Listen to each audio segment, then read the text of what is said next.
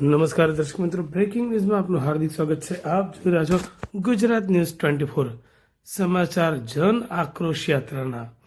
જન આક્રોશ યાત્રા પરિવર્તનનો શંખનાદ.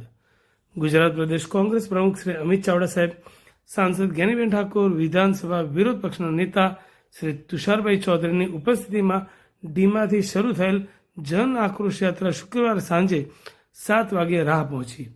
ત્યારે રાહ તાલુકાના તમામ કોંગ્રેસ પાર્ટીના કાર્યકર્તાઓ, વરિષ્ઠ આગેવાનો, યુવાનો અને ગામ લોકોએ મોટી સંખ્યામાં પધારીને યાત્રાનું ભવ્ય સ્વાગત કર્યું હતું.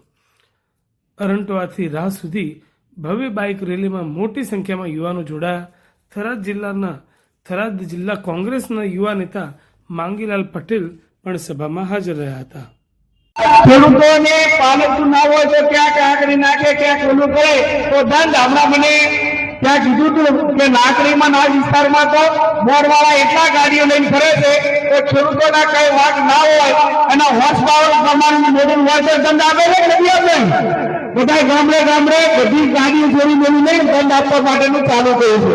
ત્યારે અનેક સમસ્યાઓમાં ખેડૂત હેરાન થઈ ગયો છે, વિદ્યાર્થીઓ હેરાન થઈ ગયા છે, મહિલાઓના પ્રશ્નો એટલા છે, રોજગારીના પ્રશ્નો એટલા છે, ગામથી ગામને જોડતા રસ્તાઓની વાત હોય, આ અનેક સમસ્યાઓ છે. ત્યારે આપણે સૌ આવનાર સમયની અંદર તમામ વાદોમાંથી બહાર નીકળીને એક વખત આમને ઉઠાવીને ફેંકી દો અને એક વખત કોંગ્રેસની સરકાર લાવો અને તમને પોતે એમ ન લાગે કે કોંગ્રેસ આ પ્રશ્નો હલ નથી કરતી તો લોકશાહીની અંદર તમે બધા સ્વતંત્ર છો.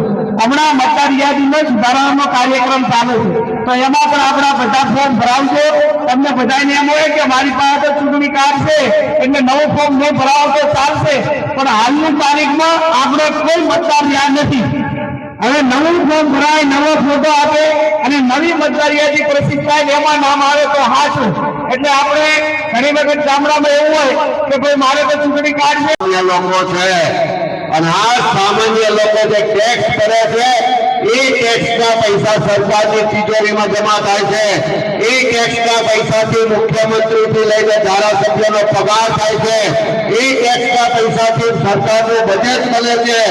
એ ટેક્સના પૈસાથી આ રસ્તા બને છે, આ લાઈટો થાય છે, વિકાસના કામો થાય છે. માંગવાની જવાબદારી કોની છે? એના કરતા મોટા મોડે સહન કરવા વાળા એથી મોટા ગુનેગાર છે. એ બેન ખેડૂતો આત્મહત્યા કરે છે, આર્થિક રીતે કાયમો